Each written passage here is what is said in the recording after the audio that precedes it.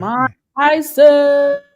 Woo, woo, woo, What woo. is going on, people? What's going on, my sister? Yes, thank you for joining me on a very impromptu live. I didn't even promote it the way I should have. So replay crew, y'all know what to do, honey. Y'all come up in here later and run the likes up. How are you Mhm. doing, Lamont? On kind of a very sad day. I don't think any of us saw this tragedy happening with Malcolm-Jamal Warner. I mean, this brother has been very active. He's actively working. He just dropped an episode of his podcast a few days ago where his Mhm. podcast really focuses a lot on like mental health and just a lot of things in the Black community and just being better humans. And um on vacation, man, with his family, something that a lot of us do often. It's just another day, right? A summer vacation with your family. He's probably in between projects, and this was his time to just have some alone time with his wife and child. I mean, what were your initial thoughts when you read the report? When I saw this, I was actually working out and I had to stop. I Mm, felt like I was punched in the gut and I lost a real life brother. I grew mm, up watching him on the Cosby Show, and if people go to my channel, I just dropped a video where I gave him a shout out, and I remember my favorite moment from the Cosby mm, Show was mm. when he had on that Gordon Guttrell shirt, and Oh, I wish I really saw. I know what yeah, man, that was like that was the moment for me, and I followed his career beyond that, you. and then recently he was on a show that was um, fictitiously based in Atlanta called The Resident. He Hmm. actually kind of came in and took over when Morris Chestnut left. Yep. And I loved this character because at first he had him as an a-hole, but he started getting soft on one of his students who was equally as much as an a-hole. And Mm. they kind of got soft together. He was a Wow. brilliant surgeon. His acting talent was just on par, and Mm. so I felt like I lost a friend. And when I Yeah. read that it was a drowning situation and an undercurrent, I um I immediately said to myself, this is why we put our kids in swim lessons, and this is why I would encourage people to learn how to swim. And even if you do learn how to swim, you got to be careful where you go swimming because those undercurrents can pull even Michael Phelps underneath Anybody. and not survive. Yeah, anybody. I don't care how good you can swim. I don't care And how so good. I'm Yeah. I'm devastated. He was a girl dad. He had his daughter Yep. late like I did. He was Yep. 54, daughter's like 7, so he was like older than me when he had his child. And I can only imagine the pain that that girl is going through because I hear she was a daddy's girl and the wife. And just shouts out to his family, to his friends, and all of Hollywood that is currently missing the brother right now. Ooh. Um, I was sharing before you hopped on that many years ago, I I've never really said it out loud. I drowned. Like I was drowning. What? And I had to, yeah. I was in the Bahamas. This is many years ago. And I was with Okay. a relative, a very close relative. We were in the Bahamas. We were in a pool. However, we were coming off of a water slide. This particular water slide, even though it wasn't intense, it wasn't the big dramatic ones you see, but the water slide in this particular pool, the water slide produced a current. Uh So oh. I had the current of the water slide, and then in that same pool, there was nearby was a waterfall. So there was essentially two currents very in close proximity. Whoever constructed the pool, very negligent because again, anyway, I basically so I told this relative, I was like, look, when you get off the water slide, you have to swim as fast as you can to get out the current. They were younger Mhm. than me, but they were, I thought, old enough to kind of catch that. Follow the instructions, baby. I got off that water slide, and your girl, I could swim. Like Lamont, when my family moved us from New York to Atlanta, within the first Mhm. 3 years, we were swimming. They weren't playing that, Okay. you know. So Okay. in the South, we're more prone to going to pools and having, So it's just shout out to my parents for making sure that we could swim. Anyway, my relative did not catch my drift. They got caught in the current. I, of course, protector, went to go try to save them. I can swim. I can't save nobody though. You have to be a trained life. You know what I mean?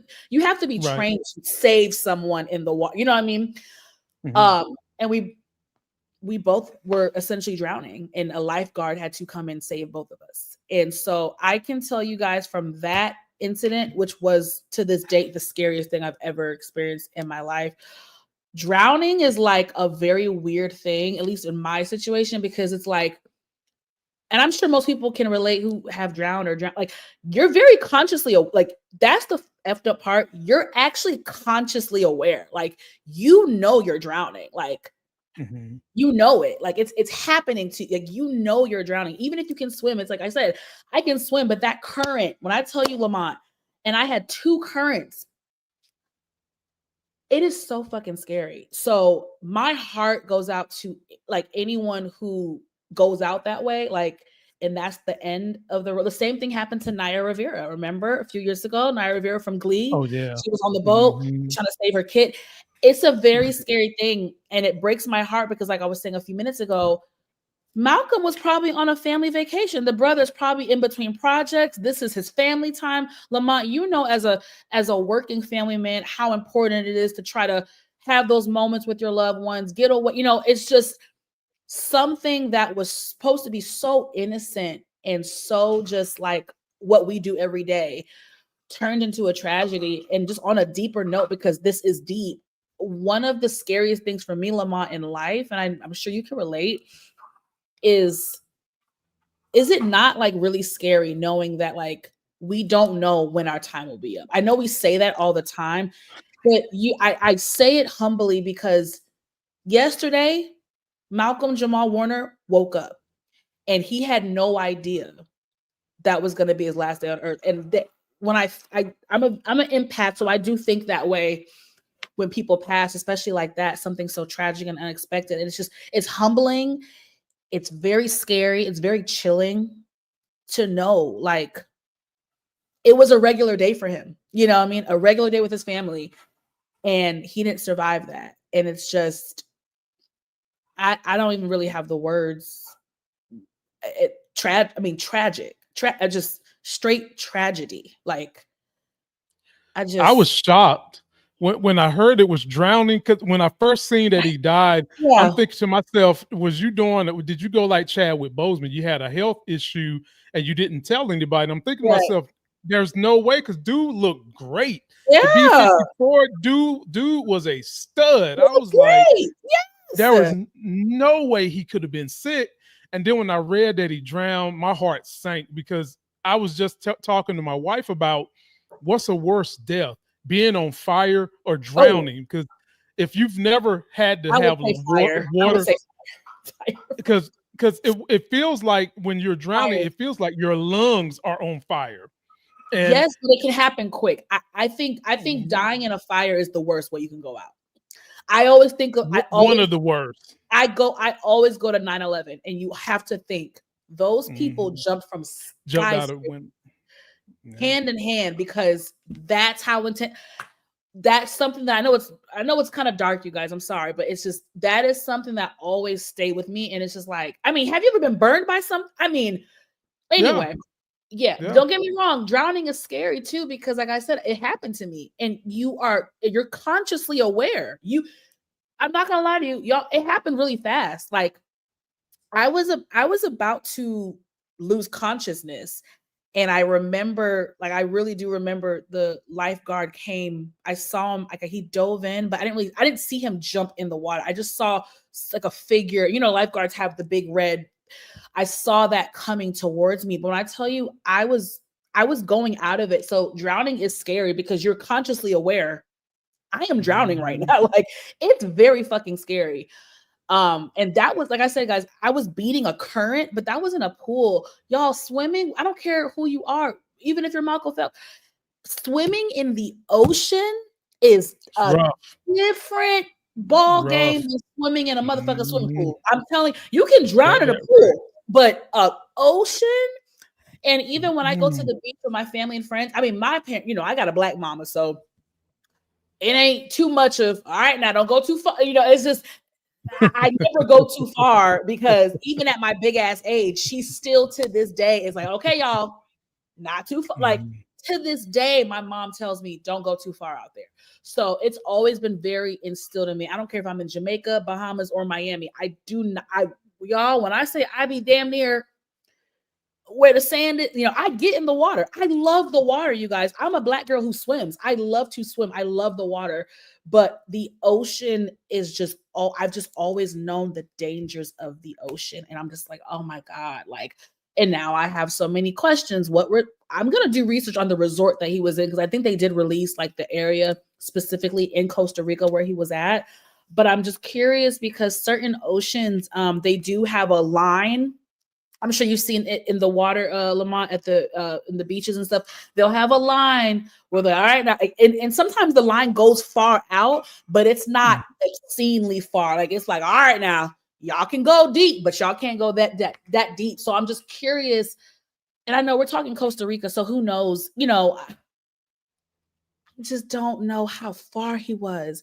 So when I first read Drowning, before I read Costa Rica, I was like, okay, I have questions. Was he at his home? Did he drown in a pool? Did he drown in a tub? Are we like, I'm over here, I'm spiraling now. And then when I read the Costa Rica thing, I was like, yeah, I mean, that makes sense just because we know how intense the currents are. And it's just, I don't know, guys, something like this, when it's so random and it's almost like a freak accident, if you will, you know what I'm saying? It wasn't a health issue. It wasn't a car crash, which those things are just as tragic. And those things can happen to any of us. It's something about like a freak accident, like that, it's just like very WTF, right, Lamont? Like it's a what the moment, like, because it just makes you appreciate the fact that you, on one hand, you have to live every day to the fullest while you're also preparing for the future, not knowing if there is going to be a future.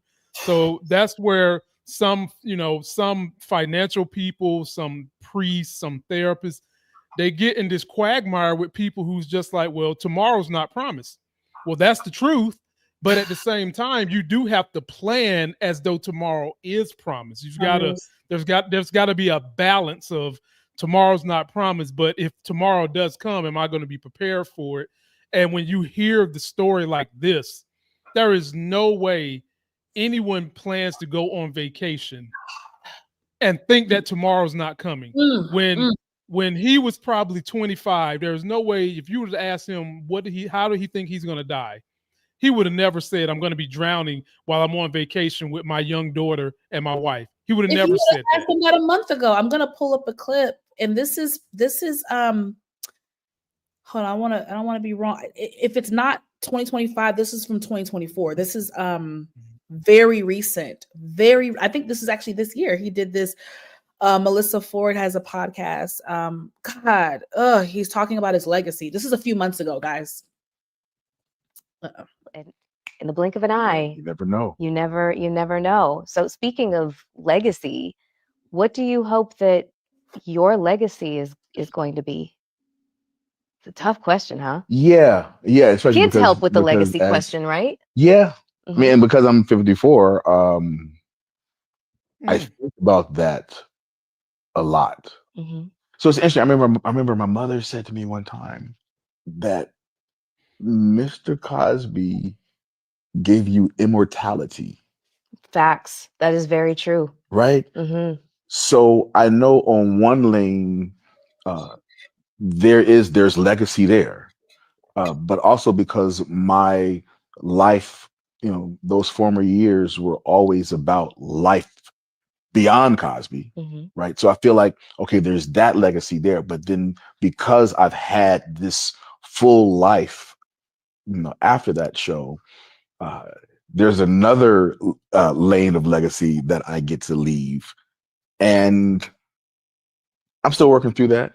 There is part of me that I will be able to leave this earth,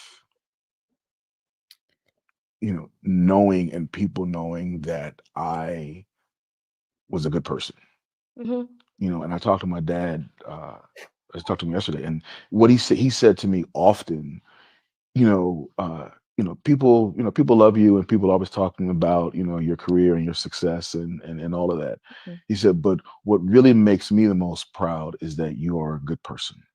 Mhm. And I had it from my dad. It's like, That's yeah, wonderful. but I'm a good person because my dad's a good person. That's a whole nother thing. Yeah. It is possible to walk through this world, um, and with all of the darkness in the world, it is possible to maintain your soul Mhm.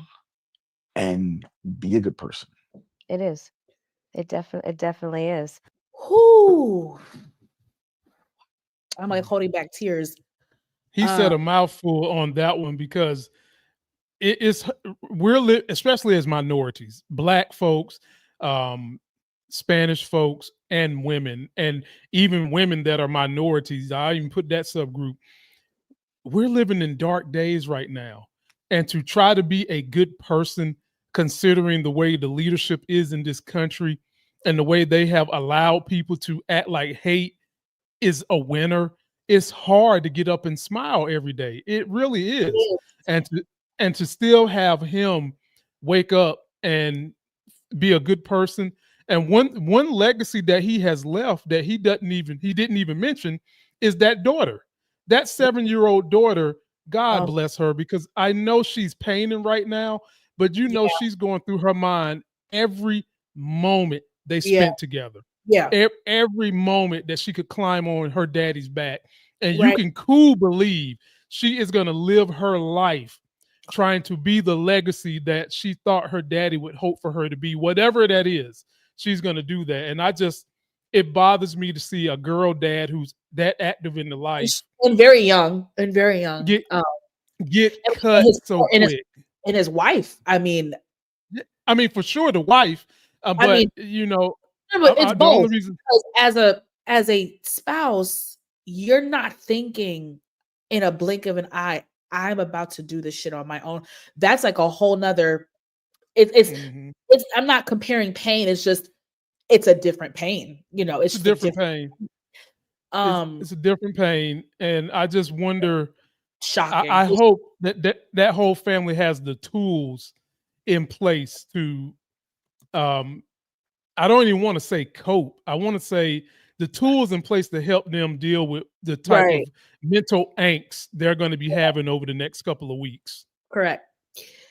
I just I will say as I get older, I'll be 35 in September. And I know it's young, but we can't negate 35. You're growing in a different Mhm. level of life. And as you get older, you're no longer really protected or shielded, right? Like once you hit a certain age, you're just exposed to life's ups and downs. And I do think one thing that I've been exposed to more as I've gotten older is obviously death and mortality. And it's like you think as you get older, kids or no kids, you do think about your own death. You think about your parents' death, your own death, your friend. It's not like when you're young and naive and you think everyone's gonna live until a certain age and like everybody's gonna like die. Like people in my family, they living. Like I don't know what they was feeding them back in the day, but my grandma died last year, 96.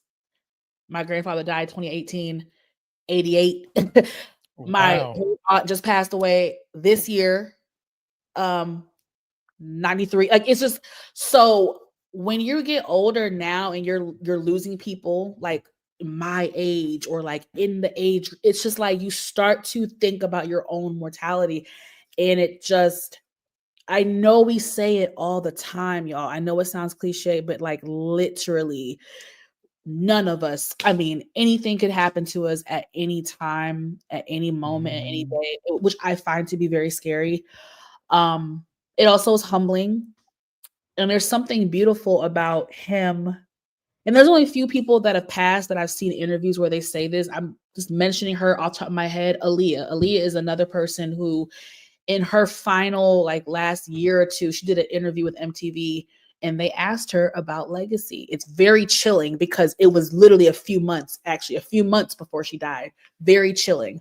And she, ran through her list of you know, what she wants to be remembered as. And, you know, she went through it in the end, after she did the accolades and the accomplishments, she said, and I also want to be remembered as a good person. And it's like, she said that over 20 years ago, when she died in 2001. And it's like, every time I see that clip from MTV, it's so chilling, because here you have a person who's a human, but she was a Hollywood star, whatever.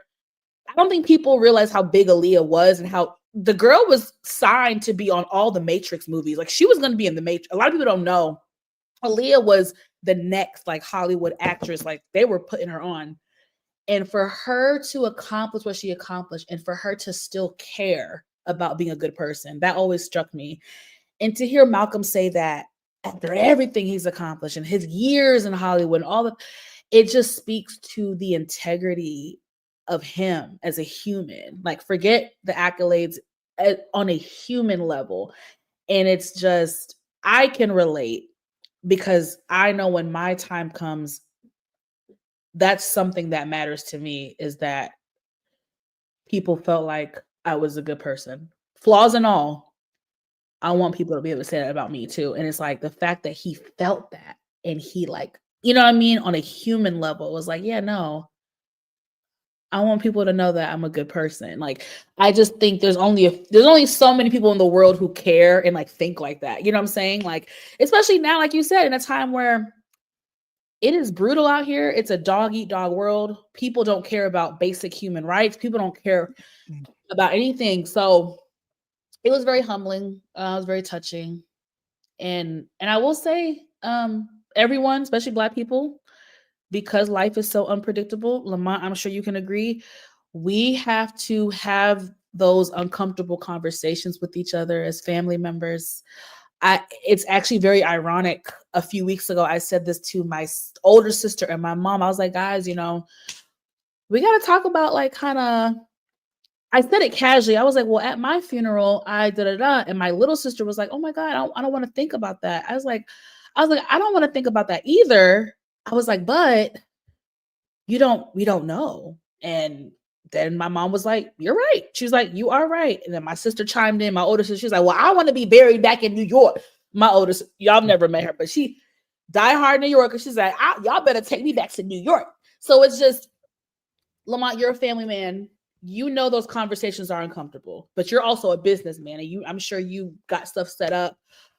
But do you want to talk about how important that is in the Black community to have those conversations about funeral arrangements and assets and financial stuff and who gets what? And do you want to just speak? It just came to me. I wasn't even planning on talking about that, but what do you think about that? First of all, shout out to everybody that's come here. Hello, Rashonda. Hello, Juan. Yes. DeMarcus, everybody in the building. We appreciate y'all coming for this kind of conversation. And even if you don't have kids, if you have some family members, it's very important to, at the very foundation, get term life insurance, especially while you're young. Because the older you get, the more expensive it becomes, the harder it becomes to get. And life insurance, term life insurance, is there to protect your loved ones when you die, to ensure that the assets that you have can be paid for, that your funeral arrangements can be paid for, and then there's a little left over for the loved ones, because nothing can help them cope with the pain, but knowing that there's not any liabilities on their plate to deal with, because there is something sitting aside, is good to have. So that's foundation. Then after that, if you have kids or if you have family, even if you don't have those things, it is important for you to either get a will or a trust, so that the government can't step in and take whatever assets you have, whatever bank account you have, whatever it is, and they divvy it out. And if you are a big family that's got sisters and aunties, that conversation needs to be had tomorrow. When you open your eyes, you need to be calling a meeting to set that up. My wife knows if I kick the bucket, I don't want there to be no money spent on me. And we've got life insurance on both of us. I want my body to be donated to science. You have a little memorial for people to have a little memorial for people to come see me. give out the organs that are working that Oh. people need, and then give it to science, no fee. Take a picture with my body if you want to, L and Ellis and wife, and Yeah. then give it away. And all my life insurance goes to a trust for L and Ellis and the wife. And we've got things in a will and a trust so that both kids can be taken care of justly and fairly. And the wife, if something were to happen, can be taken care of too, and vice versa. So those are conversations you need to have with loved ones so that it can be done.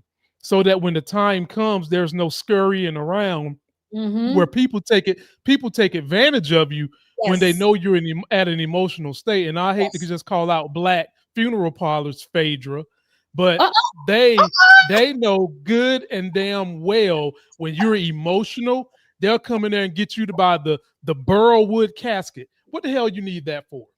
What the hell you need to be paying $15,000 for a casket for? It's going to be in the ground permanently.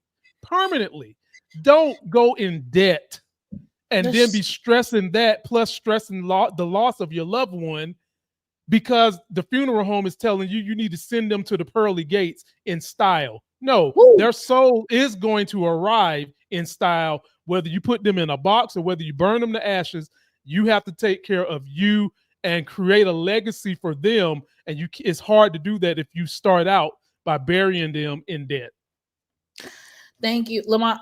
Honestly, I'm a creative, and as I was talking, it just came to me. I'm happy that we talked about that, because that's a real part of death that we don't talk about, and we damn sure don't talk about it in the Black community. Now, luckily, the last few years, I have gotten more knowledgeable of it. I do have some friends that sell life insurance, so I've had these conversations, and still, y'all, I don't have shit set up. I need to, not that I have. Anyway, y'all, you know what I'm saying, y'all. Whatever you got, baby, even if it's a little something, yeah. If it's a little something, you want it to go to someone that you love. You don't want it to be robbed. You know what I mean? So whatever it is, baby. Now, Lamont, I know you have to go in a second. I do. We have an audio from Bill Cosby speaking on the death, of Malcolm-Jamal Warner. So I do want to play that. What? He done spoke already? Yeah. So it was a phone interview. Wow. I do my research, baby. I know. Good gracious sake. Never had the opportunity to meet him as you did. We remember, that scene where you said, I brought you into this world, I can take you out.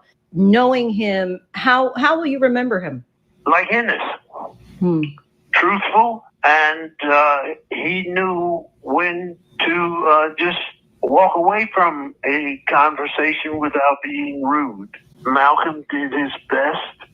He was always a great studier, and I enjoyed working with him very much. You all have not spoken for a while, right?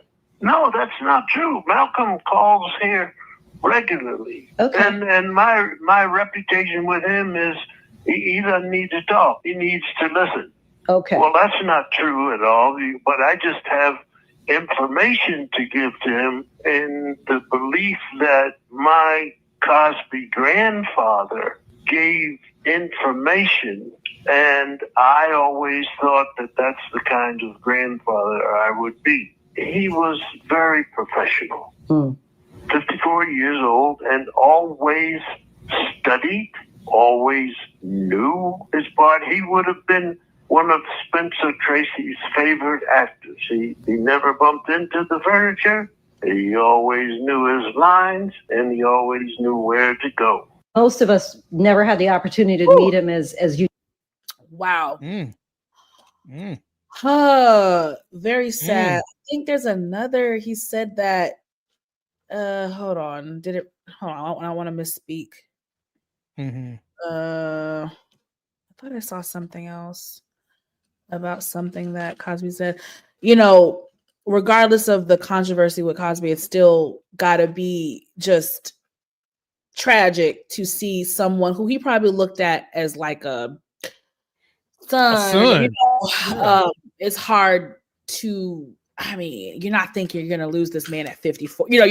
No one's thinking that he's gonna die before Cosby.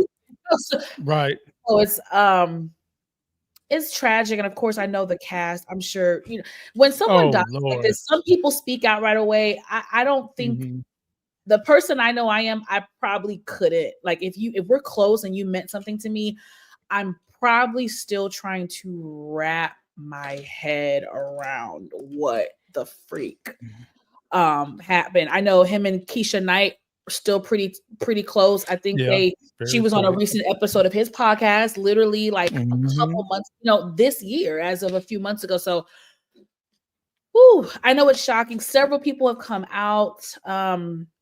Several celebrities have come out to show their love. Wendell Pierce, Waiting to Exhale, Wendell Pierce. Yes, I saw that too. One of like the best people in Hollywood, loved and adored Malcolm-Jamal Warner. Morris Chestnut said something about him. Yes. They recently worked together. He was with Angela Bassett last year on the season of 911, her hit show on Fox. The brother was acting. Like you said, The Resident. The Resident, 911 was just last year. Let me see. Alert Missing Persons Unit. He was in a few episodes of that. I mean, he was active. I saw that he got into music and he would do different performances with people. I think him and Lettucey became really tight. Tracy He was Ellis a poet. It was a poet. Yeah. And as a creative, when you are a creative, you sometimes do tap into different lanes. You know what I'm saying? So it's natural. And it's really nice to see that. He lived a full life, right? It was cut short, but I like watching some of his interviews, hearing how he spoke about his career in life.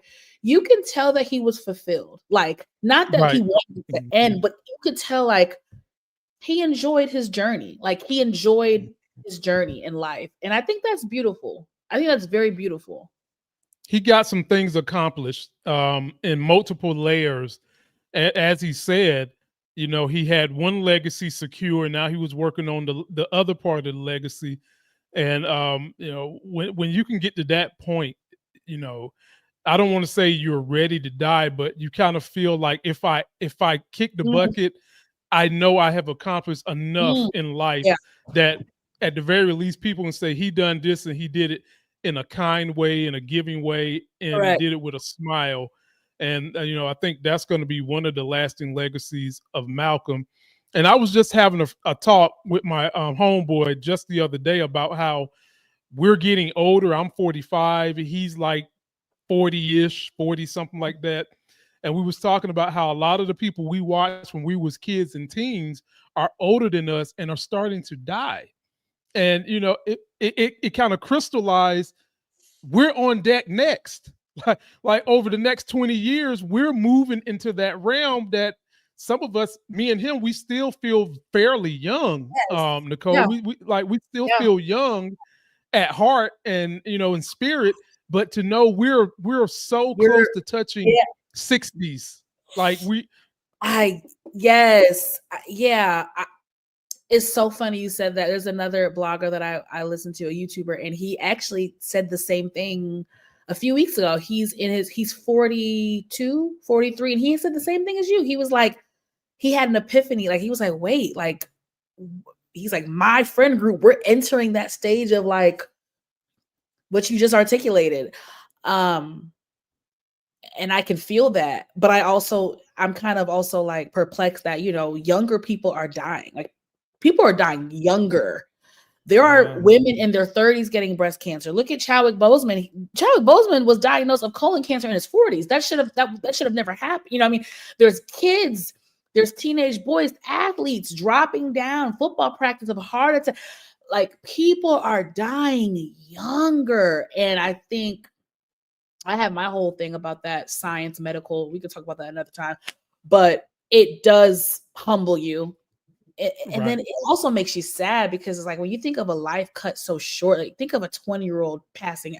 It's like, like if I went tomorrow, God forbid, Jesus, no. If I did, I can still say, damn, I lived a really nice life. You know what I'm saying? Like, I lived a really nice life, and I'm very, very thankful. Like, I'm very thankful. And that doesn't mean that I don't have hardships. That doesn't mean my life is perfect. My life is a shit show sometimes, but mine too. Okay. But there is something beautiful about growth, and I do attest this to God. It's something about having God in your life that even in the hard times when you can still find gratitude. I know if I didn't have God in my life and if I didn't have spiritual people around me to hold me accountable, like I wouldn't have that faith. I wouldn't have that optimism, even in the midst of a storm. You know what I mean? So Mm-hmm. I'm gonna let it go now, child, because I'm about to have my Iyanla Van Zant moment. Now I know you gotta go. I All want you to say to be messy with me. I'm about to get into Shannon Sharpe, nigga. But well, before I go, what did he do? What happened? I don't even know what's going on with Shannon Sharpe. What happened? You don't know. Your uncle. You don't know You what's going talking about on. the same thing about the white girl? The settlement. Oh, he settled? Yes, auntie. You need to stay on for give me 5 more minutes. 5. Okay, you got 5. You got 5. You got 5 on it. I got 5 on it. You don't even know the nigga settled. Look at you. No. You've been in your bubble. You've been in a bubble. I don't even pay attention to like the entertainment stuff because it's so much stuff going on that affects people's lives day to day. That's what I'm paying attention to. I'm gonna be real with you, Lamont. To keep my sanity, I have to still kind of like know about the salacious, silly stuff because, like you said, I'm not knocking you. Yeah, no. I'm not knocking you. I'm telling you, as your little sister, the other stuff that's happening right now, I'm very having anxiety all the time, and it's okay. I do want to have another conversation with you, and we'll talk offline because I want to have a conversation with you about what's happening, and just really I want to give from a millennial standpoint, because I don't think people who are not millennials don't realize like the challenge that millennials have.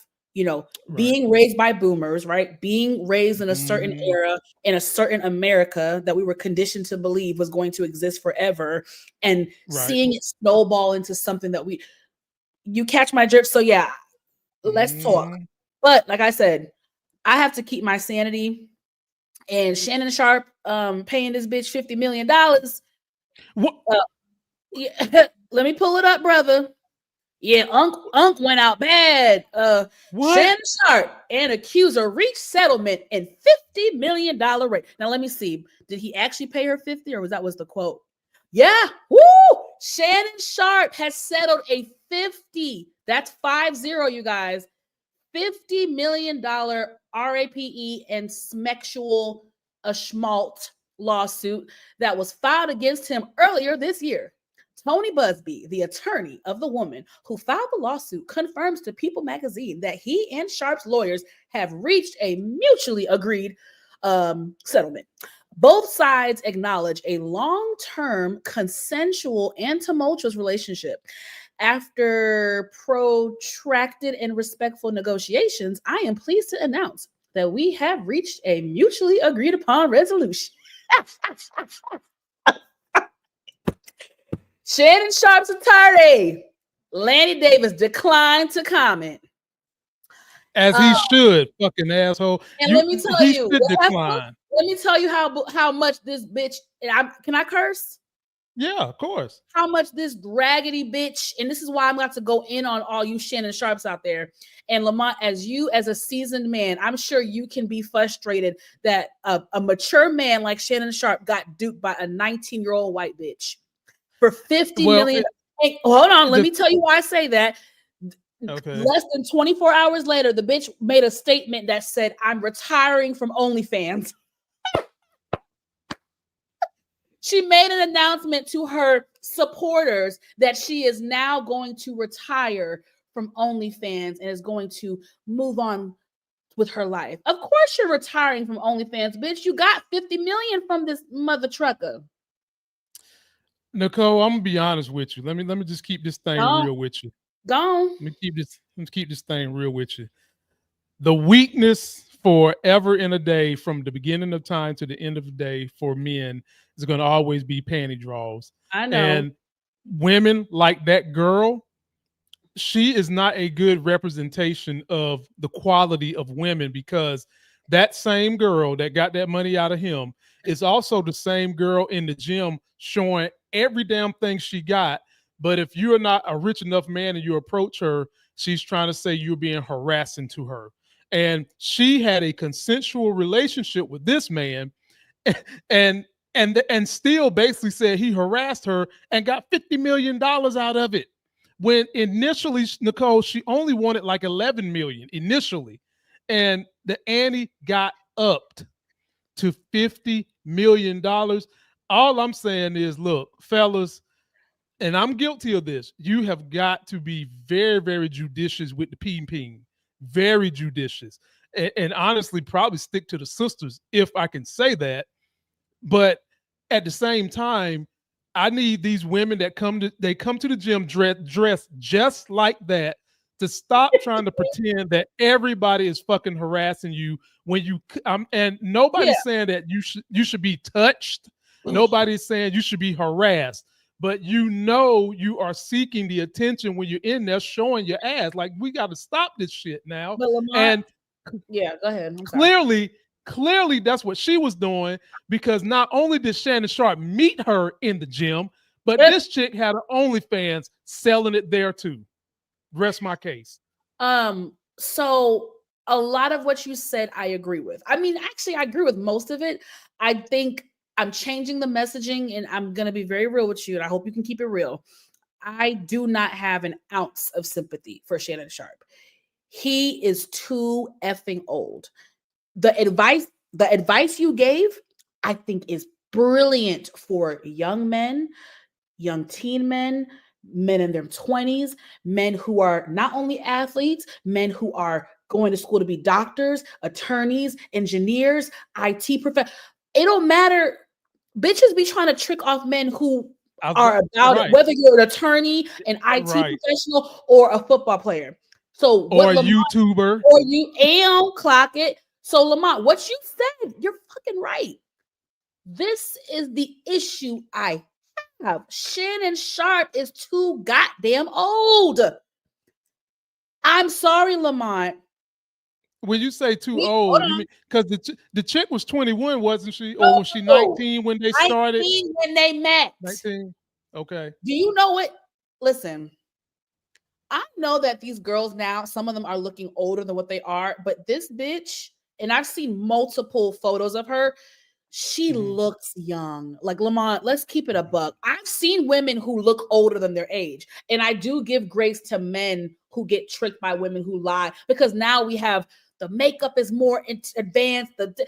I give grace to those men who get duped, but this chick, and again, I've seen multiple pictures of her, she looks like a child. And so that was my first issue with him. I'm not calling him a name, but I'm sorry. At his big ass age of 54 when he met her, I feel like if you're going to date a 19-year-old as a 54-year-old man, you would date a 16-year-old. I feel like 16 and 19 is just so in the same, it's just in the same little bracket to me. 22 and up, I might give a little more grace, but there's something about to me, if you're going to date a 19-year-old, you're going to date a 16-year-old. She just was giving me very childlike. Months ago, when they released their text messages and their voice notes, she sounded like a child. It made me feel very uncomfortable, because I felt like, Shannon, you're old and you're manipulating. And I could tell he was manipulating her. And I'm not saying all men who date younger women do that, but I am saying, Lamont, when we say that stigma about older men like to manipulate younger women, Shannon was giving that. Y'all know I'm a journalist. Hello. I read the text. I listened to the messages. He was manipulating her. So I have an issue with the age difference. 54 years old, you should not be getting played by a 19-year-old bitch at a 50 million. You are too old, Lamont. You are younger than him. You have a life of wisdom, Lamont. I'm not saying we're humans. I'm not saying we don't ever get caught up, but Lamont, as smart as you are, I do not see you getting duped like this by a 19-year-old child. I hope you wouldn't. Not with the pedigree that he has, not with the status that he has. You gotta move smart. You gotta move smarter. The problem for me is I'm not attracted to something that looks that young. Thank you. I'm attracted to someone who looks young, but I'm not attracted to something that like she's younger than his daughter.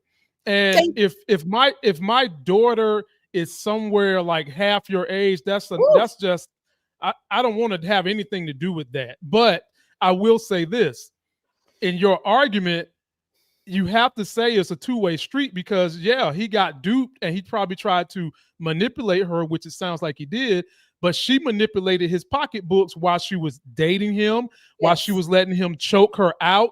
Yeah. I mean, all that. I mean, she basically was selling her body, not just to him, but to OnlyFans too. She was selling that. She was selling that cat. Let's not forget the race baiting. Oh, give me that big black monkey gravy. Yeah. Put a big baby in me. Yeah. But Shannon Sharpe should have listened to Monique, but I guess by then it was too late. It was too late. Way too late. Way too late by then. But I mean, in Lamont, the bitch played him, but we're not gonna lie, brother. Settling for $50 million, that does tell me that Shannon, you did something wrong. There was something. Oh yeah. Oh my God, yeah. The litigation, when they did all the attorney legal stuff, they found receipts, beloved. They found receipts that made you that incriminated you. And they felt like, Nicole, they felt like either he was going to be criminally liable or he was going to be civilly liable for more money. Okay. And because, like I said, she asked him for $11 million and he said no up front. Yep. He was like, no.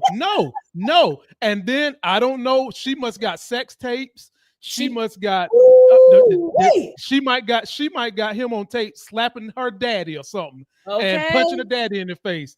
But something is on tape, or there's some evidence this girl got that made that man. That's half his ESPN contract. That's half his 5-year contract. If they bring him back to ESPN, burnt up just like that.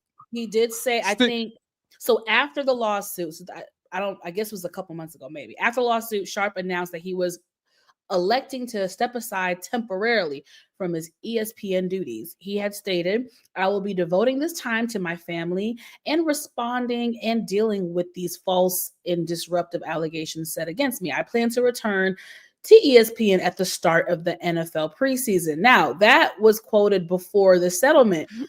Before I let you go, Lamont, do you think that now that the brother has settled for $50 million, do you think this will change the trajectory of his career in relationship with ESPN? How do you think, we got a couple months before football season. Do you think they're going to let it die down before making a decision? How do you think ESPN will react to this settlement? I think they're going to bring him back because he has too big of a following. They're going to bring him back and look at what we got in the White House. For some reason, white people tend to want to let his ass get away with everything. So why not let a black man get away with something? I mean, if we keeping this thing 100, and I'm not saying that he's right, and I damn sure ain't saying Trump is right. Trump is fucking wrong and ain't paid yet. Never. And I need to live to see his ass pay for all his atrocities, not because his ass is a part of that sex ring. And people tend to forget, there was sex going on with underage girls and there was money being floated around. And I have a problem with that. And Trump knows it. I have a problem with you taking girls between the ages of 13 and younger than this bitch, and you're trafficking them for money. You're bringing out all these dignitaries to an island you bought that they know is for that. So having said all that, Nicole, that was my roundabout way saying if the country seems to be tolerant of a white guy who's 78 or however the hell old he is, they will certainly bring back a man like Shannon Sharpe, who is so popular in not just the black community, but in white circles too. Correct. I will say, black people, we got to stop. And I'm not saying you are doing this, because I know you're not. You're more educated than that. I do need some of us black people, especially some of the black men, I need y'all to stop comparing yourselves to white men. I don't like when things happen and it's like, if I was a white, we're not. We've never been. We've never had the same gameplay as them. We've never been able to play in the same playground. I don't want to hear when someone, and it typically happens when someone does something egregious. That's why I have an issue with it. not that you were doing that. I know you weren't, but I just want to say, because some people might hear what you said and misinterpret. When it comes to acts of egregiousness, I do not like to hear when we say, "Oh, but if it was," because what it does, it minimizes the impact in the abuse of what was done. You know, I've seen it with Diddy. It's been it minimizes the egregious acts that said person did. Right? We're never going to be in the same playing field. Now, of course, we know historically we do get punished harsher than them. That's a different conversation. I'm going to advocate for justice for us regardless. I don't think a young Black kid who has less than an ounce of weed on him should get 20.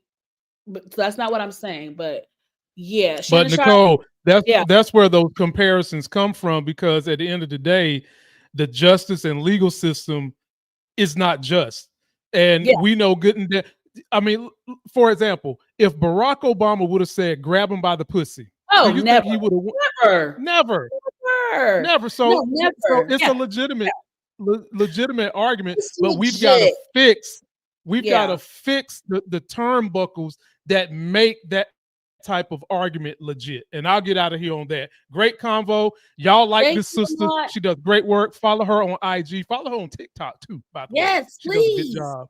Y'all and go watch my last political video on the new channel that, ladies and gentlemen, for those of you that came, thank you so much. In 4 weeks, y'all got me to 5,200 subscribers enjoying the political content on the new channel called Politics of Being Black. So if you haven't subscribed yet, please go jump over there. You'll see a whole lot more of me. And I'm out. That's right. Bye, Lamont. Thank you, brother. All right, sis. See you. Y'all, thank y'all for tuning in. Everybody from Lamont Tyson crew. Y'all already know. If y'all don't know, I'm one of the OG members of the Lamont Tyson crew. Okay, I'm one of the OG members. So if y'all are new to me, I'm Monique Nicole. I hope you guys like my vibe and my energy. If you're new, please subscribe. Please subscribe. I really like the vibe. That rhymed. I like the vibe tonight. I hope y'all liked my vibe. Please hit that like button, you guys. It's really an easy and free way to help support my channel. I'm trying to grow. I want to get to 2K subs. And then also make sure you hit the notification bell button. That way you will be notified whenever I drop new content. There's one more thing I want to talk about. It's less serious. We started out pretty heavy, talking about the passing, right, of Malcolm-Jamal Warner. Then we talked about Shannon Sharpe paying that white bitch $50 million, which is asinine, but it's his fault. And I do want to talk about one more thing. I'm going to talk about Tyler Perry. It's not what y'all think. It's not a scandal.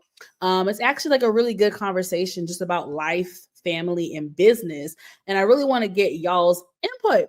So Tyler Perry, who else was it? Kirk Franklin, Jeezy, and some other people did some type of fireside chat, if you will. And I want to bring it up because Tyler Perry mentioned about him having to fire a family member who was working for him at one point. So let's take a listen. I have to bring along. How do I have to let some go? It's like sociology and family. How do y'all struggle with that tension? I fired my aunt. I feel it. I fired my aunt. She said she wanted a job. She would always call asking for money. I'm like, okay, I was sending the money. I'm like, listen, I want to help you. I don't want to help you build this thing, not be welfare to you. So let me give you a job. She wasn't coming in, calling in all the time. I said, okay, well, you got to go. Because you want me to hand you the money, but you don't want to work for it. See, that doesn't work for me. And it's the same way with my son. Like, he's 10 years old. Like, there's certain things that he wants. He has to do chores and work for it. Right. I don't believe in giving us things that are just going to handicap us. That is the worst thing you can do. And I've had family members that I've done that to because my mother has asked me to. And when she passed away in 2009, I sent all of them letters saying, listen, you got 60 days to become gainfully employed because I'm not going to keep supporting you like this. Are you serious? 100%. They all got jobs. I have to bring along. How do I? And I thought that was a really good conversation. And I just I don't know. I kind of wanted to talk about it. I hate Lamont had to go, but I'm so appreciative of the time that he gave me. We really had a good conversation. Y'all, replay crew, please. Me and Lamont had a really good conversation. Of course, we're honoring Malcolm-Jamal Warner. Then we were on that for a while, y'all. It was heavy, but such is life. Then we did get a little messy with Shannon Sharpe. Oh, hey, Monique. Hey, Boopy. Thanks for stopping by. Please, hashtag replay crew. I need you to catch the replay, hunty. Oreo, y'all, I got a new cat. She's psychotic. But no, y'all, I feel like this is a deep conversation that could be had, and I kind of do want to have it with like a panel, but it's okay. We'll just talk like on our own. How do y'all feel about what Tyler Perry said? Like, I feel like it was a valid reason, because he said basically he was giving money to his aunt for X amount of time. And then he was like, well, I don't want to just keep giving you handouts. Like, why don't you just like build from this? And why don't you come work for me? Like, I will pay you, but I want you to come work for me. Why don't you, put some work in, sister? I'm going to give you the job, baby. Just show up and do your job. I'll take it. Shit. Because I know them checks was mighty nice coming from TP. But like he said, she was coming late. She was calling out all the time. She wasn't showing up. She wasn't reliable. She wasn't dependable. And he was like, bitch, you got to go. I love you, but you got to go. Hit the road, Jack. And bitch, you got 60 days to figure out your employment. I think that is fair. I think that is very fair. I think when you have it, do I want to say this? I'm the type of person, and maybe I have a big heart. I'm an empath. I feel like if I have it, I'm going to share it. Like, if I have enough, I'm going to share it. So I'm not about to be the wealthy person in the family and not share it. Now, I'm not saying I'm going to let no motherfucker take advantage of me, but I'm going to share it. Like, I'm going to help. And I think that's what Tyler Perry was doing. He was, okay, you're my aunt. I'm going to help you. Well, to be quite honest, first he was helping her by giving her money. And then he was like, well, come work for me. He did the right thing. And so I feel like when you're the person in your family like that has it, right? Like when you are the person in the family who's the wealthiest, who makes the most money, who was the college graduate, I do know there's a lot of pressure that gets placed on you, like off rip. And I bet it comes with a lot of negativity. Everybody got that hating ass relative in the family who probably like, oh, he think he all that, she thinks she all that, and it's just like, I really feel like Tyler Perry has proven that he's a person who does try to help people, who does try to give back. I will not. She is psychotic, Monique. She is really crazy. Yeah, I understand what he's saying too, sis. Like, family is the main ones who will take it. Clock it. Family do be the main ones. And I can, as I've gotten older, I really do like feel for like certain celebrities who like I know are like taking care of their family's bills and paying this and paying that and paying everybody's mortgage. Like, I don't want to know what that pressure is like. And that's why it's just like, when Biggie said more money, more problems, don't get it twisted, y'all. We all gonna have problems. Oh my, y'all hear that noise? Guess who that is? It's not Simba. It's the psychopath. She throwing me off my game, Oreo. Shit, bitch, I'm about to cook. You know how Biggie said more money, more problems. Don't get it twisted. We gonna have problems regardless in life. And I would rather be rich having these life problems. No question about it. But there is a reality of when you make more money, you're gonna have more problems. And it's just like, to me in life, you're gonna pay on the front end or the back end, but either way, you're gonna pay. Shout out to Funky Dineva. You're going to pay. So it's like, when you rich, you have the luxury of not having to stress about how you're going to eat. So it's gonna come with some shit. I would rather have rich people problems than the problems we have. You know what I'm saying? But that doesn't take away from what they deal with. And I can't imagine the pressure that is placed on you when you are the wealthy relative. Even if you're not a celebrity, y'all, there are regular like civilians who are doing well for themselves. We have civilians who are attorneys and doctors and engineers and IT direct. There are people who are making money that I know personally that do have to support their family, you know? So it's just like, I can imagine the stress that comes with, and then also the stress of like everybody wanting something from you. What do y'all think about working with family and friends in business? If y'all had a business, would you employ family and friends, or would it depend on the individual? Is it okay if you would employ family and friends? Say yes. If not, say hell no. I just know that they always say working with family and friends is like a big no-no. I understand why people say that, but I also see the beauty of like having a family member or a friend that you know one can do the job and is going to have your back and is trustworthy and is dependable. I feel like if you have, even if it's just one person in your friend group or one person in your family who you know you can depend on, who you know is going to get the job done, I say yeah. But like as a collective, like no, I would not be hiring mom, dad, sister, brother, cousin, auntie, like the whole family, bitch. Nah. Select people, yeah. Monique says yes, depends on who they are. Right. Clock it.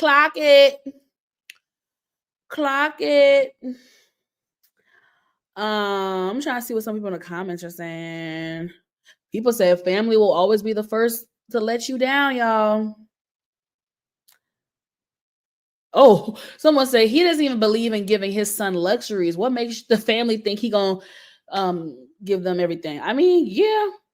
I mean, the fact that he's trying to humble his 10-year-old, for some people it sounds harsh, but actually no, because I feel like a 10-year-old, especially today, with the access that a 10-year-old has today is not the same access a 10-year-old had in 1995. Like, it's just not. Like, when I was 10, I wasn't worried about half these shit these kids are. Like, when I was 10, I was worried about watching Nickelodeon, watching Disney Channel, eating my Frosted Flakes, going outside to play red light, green light, 1, 2, 3, hide and go seek. Like, that's what I was worried about at 10. So I can't imagine now raising a 10-year-old in today's society,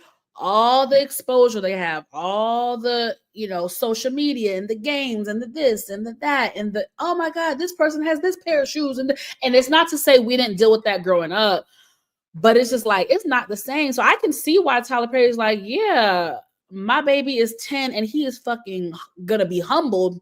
You want some money? Wash them dishes.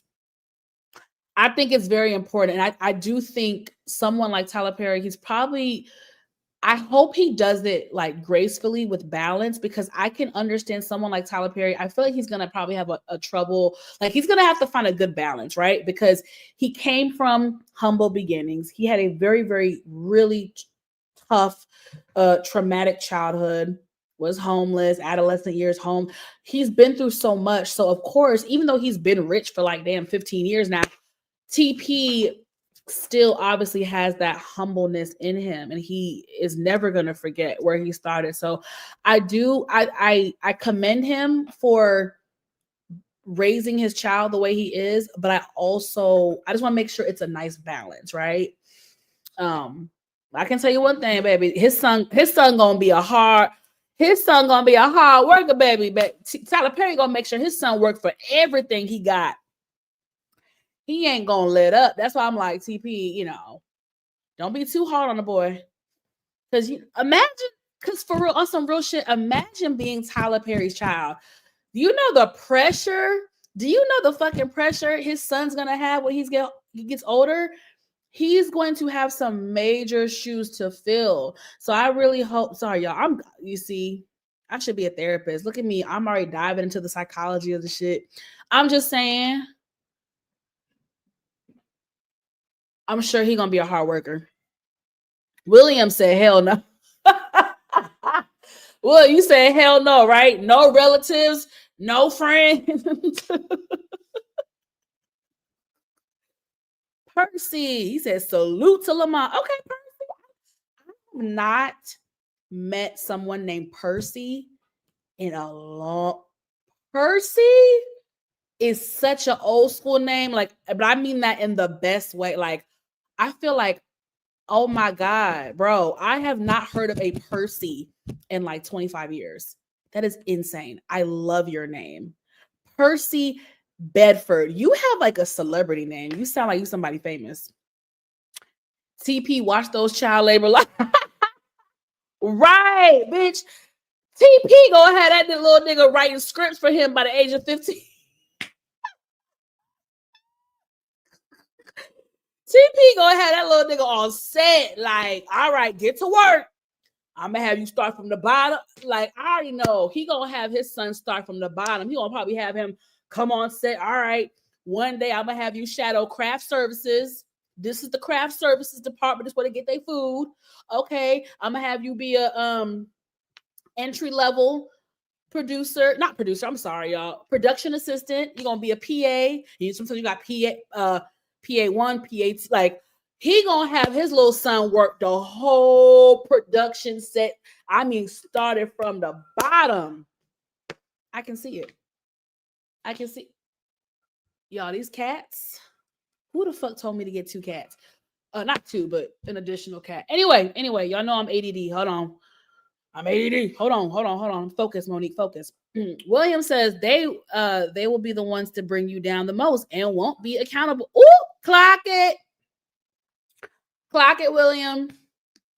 And it's just so like, y'all, like, bro, why is family so just like, why are families so dysfunctional?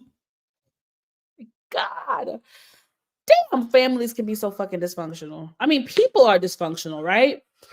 Percy Bedford. He said, I'm 49 from Texas. So yes, old school. My dad and grandfather also when I tell you I'm like going up for your name, like I am like in love. Percy. I have not heard of Percy in so long. I love your name. What part of Texas? You born and raised in Texas? I love that. Your dad and your grandpa have the same name. That is beautiful. I know that's right. Legacy. Hey, Shayna Boo, you late to the party, sister. I'm gonna need you to catch that replay. Now, it was a little sad. I ain't gonna lie to you, sister. The first 40 minutes was very sad. We was talking about the tragic passing of Malcolm-Jamal Warner. Lamont came on, so it was nice. Then we got messy, and then we was talking about Shannon Sharpe and how he paid that white heifer $50 million for giving him that big black grave, so just to give y'all a little, are you trying to make kittens over there? Hell no, Monique, 69 ways. Ain't gonna be no 69 in this house unless it's me. Did I say that? Who said that? Who said that? No, Simba is fixed. Simba been fixed 4 years ago. Now, Oreo, and I would pick her up and show y'all, but she's a psychopath. She won't let me pick her up. So I have to get her fixed eventually, but ain't gonna be no baby making up in this. No, ma'am. They're really like brother and sister. I'm not gonna lie, y'all. Oreo is a psychopath, but I love her. And Simba, y'all, Simba is really a big brother, y'all. Like, Simba is a brother. Like, he really is embracing her. The first 2 days were a little rough because, like I said, Oreo is on bath salts. So the first couple of days, Simba was like, what who is this crackhead in my, like, Simba had to get, because Simba is a very calm cat. He has his little crazy cat moments, but Simba is chill. Oreo is on bath salts. Anyway, random tangent. What were we talking about? We were talking about families, how fucked up families are. And then Percy, I love this name, Percy Bedford. Born and raised in Austin, Texas. I've never been to Austin, so I've only been to Houston. I've been to Houston twice. I need to come back. I really want to go to Dallas. But I've never been to Austin. How do you feel about Austin? Are there Black people in Austin? I don't know. But that's what's up, Percy. I love your name. All right, what else we talking about? What else are we talking about? Besides everybody's family, low-key, got some shit going on. Let me see what else they said about Tyler Perry. Y'all, let me just tell y'all a little joke, because y'all know I like to talk to y'all freely. So Tyler Perry had an event a couple weeks ago. Of course, I got invited last minute from a friend of a friend, bitch. I couldn't even go. He had that new Medea. I think he has that new Medea movie coming out. So he had a premiere. He had a premiere in Atlanta, bitch. When I tell y'all, because y'all know the scandal stuff is happening with him, okay? We know what's going on. My friend was there. Baby, she recorded Tyler Perry.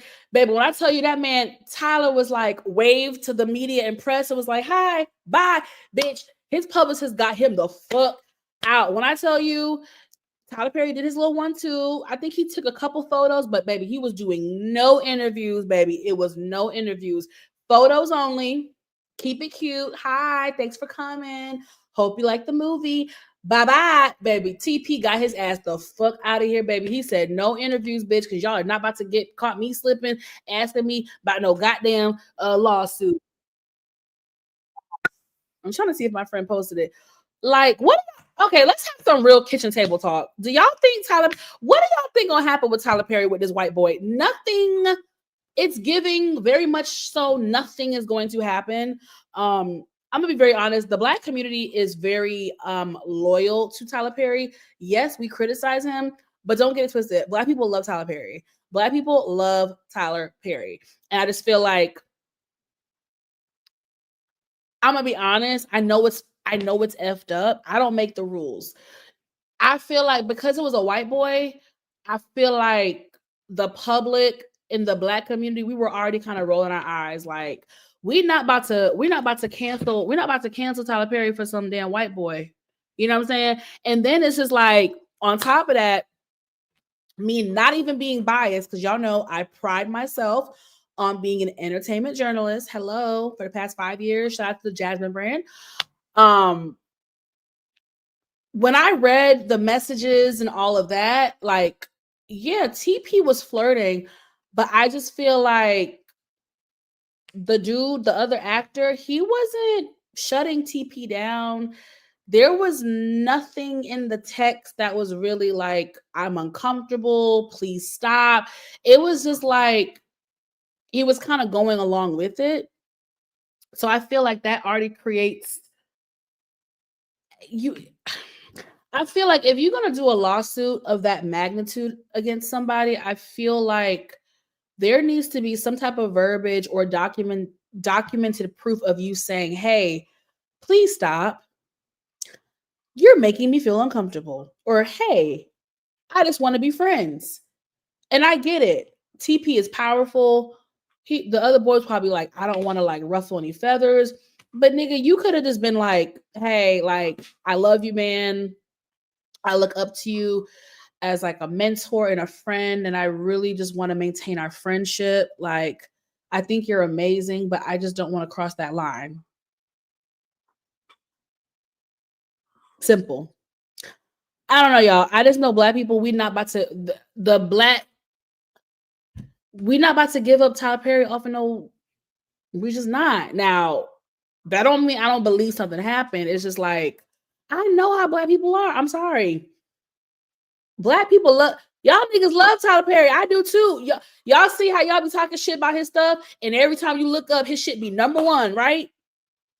His shit be number one, no matter how bad or good you think it is. That bitch be number one. Y'all niggas made a Fall from Grace. I would never forgive y'all in 2020 for making a Fall for Grace top 5 on Netflix, bitch. Y'all ran the numbers up for Mia Coppola. Y'all ran the numbers up for all the other ones. Tyler Perry's not losing his fan base. He's not losing his fan base. I know he better be careful. Now, I will say this, and I hate this term about like money grabs and stuff like that, because I really do not like that term. It's become a really like derogatory term for like people who really are victims. But there are always some, right, who spoil it for everybody else. And when I covered this with Lamont, shout out to Lamont Tyson, when I covered this with him, a month ago, I told him on our live, I said, Lamont, suing for $260 million is an egregious amount. Like, there's people who have endured more and is suing for less. I already told him, I said 260 was asinine. And from a strictly objective, even like legal standpoint, I felt like the amount screamed money grab. And again, I hate that word because it's become very derogatory. It's even used against real victims. But this white boy was trying to sue TP for 206. It's just an asinine. Goddamn, it's an asinine amount. But Shannon Sharpe just paid the white bitch $50 million.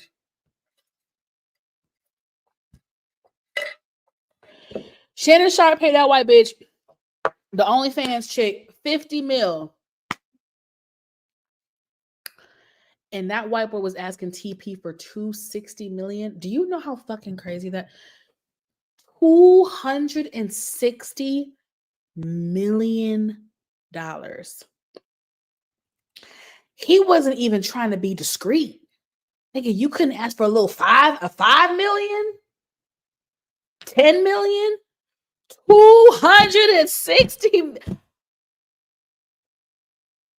Y'all, please be for fucking real. Be for fucking real. Yes, there are Black people in Austin. Silicon Valley came to the city back in 93, turned it into a text. Okay, you better give me a history lesson. Celebrities live in. Okay, boo. Okay, Percy. Now, Percy, I've been showing you a lot of love, Percy. Can you please make sure you subscribe to my channel because you like the vibe? Okay. Thanks, Percy, for my little educational lesson. I might have to come to Austin, honey. Mourning said, I skip Fall from Grace, but definitely watch me. Girl, we all watch Mia Coppola now. We all, for obvious reasons. We were like, yeah, we're going to watch that shit. But listen, y'all catch my drift, though. Y'all acting real quiet in the comments. What do y'all think about this TP thing with the lawsuit? What do y'all think? Give me something. Y'all are very quiet. Very quiet.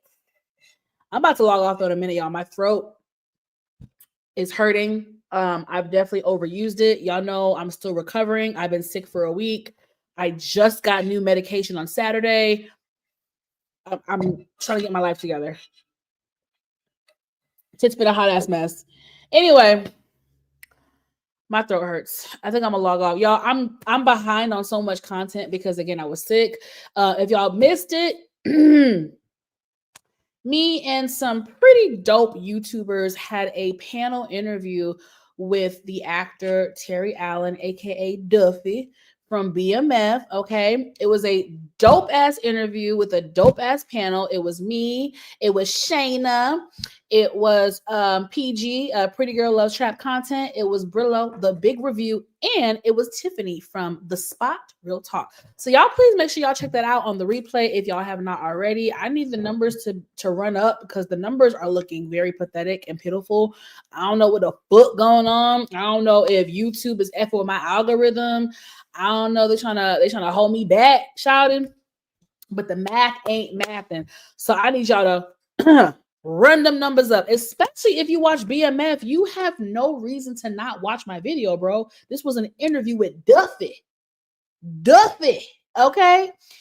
So make sure y'all check that out. Again, replay crew, if y'all did not catch the beginning of this video, please just go back, watch a few minutes of it. It was sad, but me and Lamont had a real very intellectual and heart-to-heart conversation, not only honoring Malcolm-Jamal Warner, but we talked a lot about life and death. We also talked about how Black people, we need to get our shit together and start having tough conversations with our loved ones about retirement, life insurance, funeral arrangements, things like that.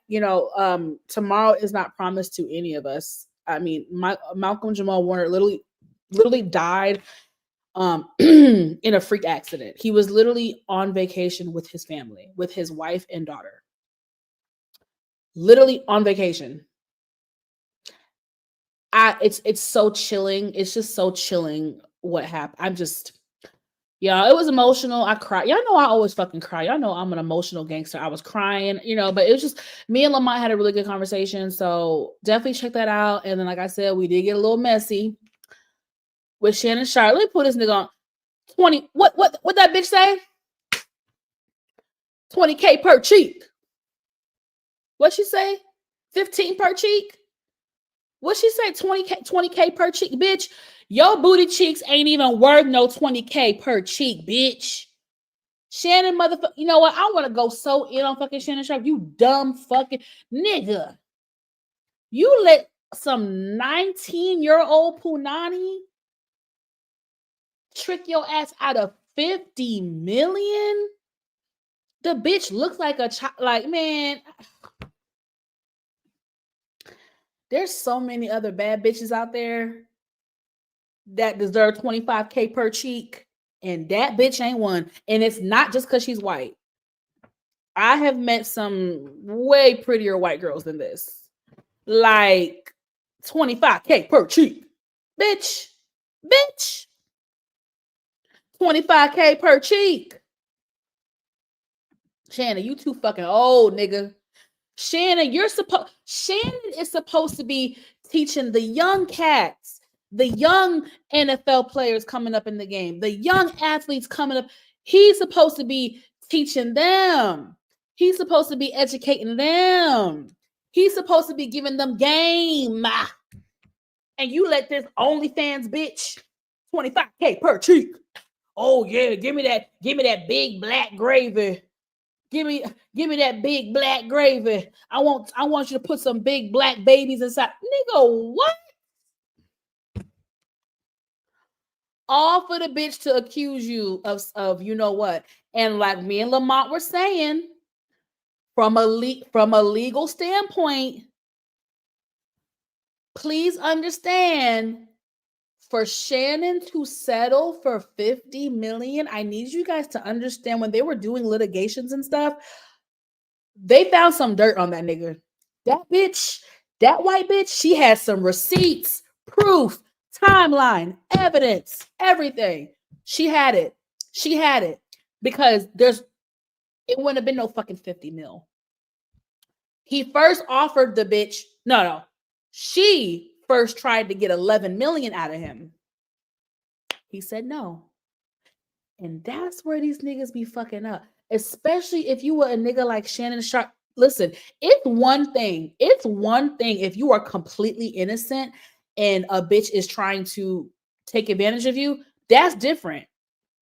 Fight against it. But nigga, if you know you fucked up and there's even a slither of evidence that could put you, I bet you this nigga wish he gave that bitch 11 million. I bet you he wish he gave that bitch 11 million. Nigga, you gave that bitch 50 million. Now you should have fucking gave her the 11 million when she fucking asked. I need y'all to understand, take your bias out of it from a legal standpoint. His lawyers told him, nigga, this ain't looking good. That bitch got receipts. She probably had video footage. She had voice notes. The bitch had voicemails. The bitch had text messages. She had, for him to settle for 50 million, she had something on him. Shannon is not innocent, beloved. I don't want some of y'all delusional. They trying to take out a black man. They want to take out a black man. Well, bitch, you should have thought about taking out a black man before you offered to give that bitch your big black gravy. Okay, I don't want to hear nothing about no black man bullshit. You fucked up. Take the O, take the lesson, and move on. The black community, we're not canceling Shannon. We still love Shannon. You fucked up. I'm looking at you sideways, Unc. But you ain't getting canceled. Not by us. Now, ESPN, I don't know what they're gonna do. I think ESPN gonna take him back. I think they're gonna let the dust settle a little bit. Shannon said he hopes to return by the beginning of football season. We got a couple more months till football season. I think it's gonna be water under the bridge. But I hope it's a lesson learned, and I hope all the other ninjas in his vicinity learn. Chad, that's what happens when you think you're bigger than the program. Start high and settle for something doable. Baby, 25K per cheek. He brought this on himself. Exactly. Show me the money. Like, nigga, 50 million. Bitch, niggas are nigga. So white and plain, baby. She ain't got no seasoning. You couldn't get you a little Latin chick. You couldn't get you a little Puerto Rican. You couldn't get you a little Puerto Rican. You couldn't get you a little Latin spice at least. You couldn't get you one of them Brazilian bitches. You couldn't get no like Bernice or something. A BBW. I mean, get some. Not that Bernice is a BBW, but y'all know what I'm saying. You couldn't get no one of them little black Instagram models. I mean, shit. You got a child, a 19-year-old, a baby, a bitch younger than your kids. Ooh, and like way younger, bitch, way younger. She's giving plain saltine crackers. She is giving plain saltine crackers with no type of cheese on it, no type of charcuterie, no type of salami on. She ain't giving nothing, child. She just giving plain saltine crackers. Child, she giving plain saltine crackers with nothing on top of it. No cheese, no meat, no little sauce. I hope it was worth it. Did you give her the big black gravy? I guess not, right? Because she ain't pregnant, so thank God. Listen, y'all. I have cut up enough on here. I need to get the fuck off. I need to eat something. I need to drink some tea and pray that my voice is not gone tomorrow. But I love you guys. Tonight was so much fun. It started out very sad and very tragic. We're going to be talking about Malcolm-Jamal Warner for probably a few more days. Like it just very, I mean, tragic, shocking, unexpected, out of this world. Doesn't make sense, y'all. Life is there's a quote I saw. I want to end with this because I don't want to say the traditional life is short. We know that, and I think because we hear it often, we kind of ignore it, which is true. I do want to say this. I saw this earlier. Life is fleeting and so very precious. May God continue to keep and be with us, y'all. When I tell y'all life is precious, like I'm not gonna lie to y'all, like as I get older, I do think more about my own mortality and the people around me, and it's sad. Like I wish we all could live a long life, and you just don't know. Every day when we leave our house every day, y'all, it's a blessing. Y'all think I'm playing, baby. When I leave my house and come back home, I be thanking God. It may not be every day, but I'm telling you, a few days out the week, I'll be like, God, thank you. Thank you. Thank you for getting me back home safe. The biggest blessing we take for granted is leaving our home and returning back safely. Even when we travel, I always pray to God for protection. Just like you just don't know what's going to happen. And the fact that this man was doing something so innocent as a family vacation with his wife and his child, whoo, y'all, I don't know what to say, man. I don't know what to say. I will say this, like I said, I shared my own story of how I nearly drowned many years ago. I'm just telling you, even if you can swim, y'all, when it comes to going to the beach in the ocean, Please don't go out far. I don't care if you in fucking Miami, the Bahamas, Jamaica, DR. I don't care where it is. When it comes to them ocean waters, don't go too far out because those currents is so scary. It's like it's very scary. It's very scary. God. Anyway, y'all. Awesome video, awesome live. Thank you guys for tuning in. I really do appreciate every single person that tuned in. If you're new and you like the vibe, make sure you subscribe, honey. And if you want to keep up with me on a personal tip, follow me on Instagram, Boopy. It's at the bottom, _Monique_Nicole. Okay.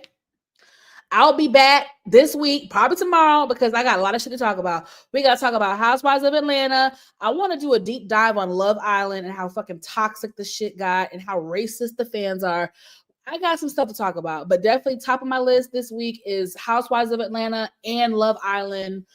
Again, subscribe, like the video, and turn on your notification bell button. That way you are notified whenever I drop new content. I love you guys. Take care. God bless. Be safe. And I will talk to you guys later. Bye-bye.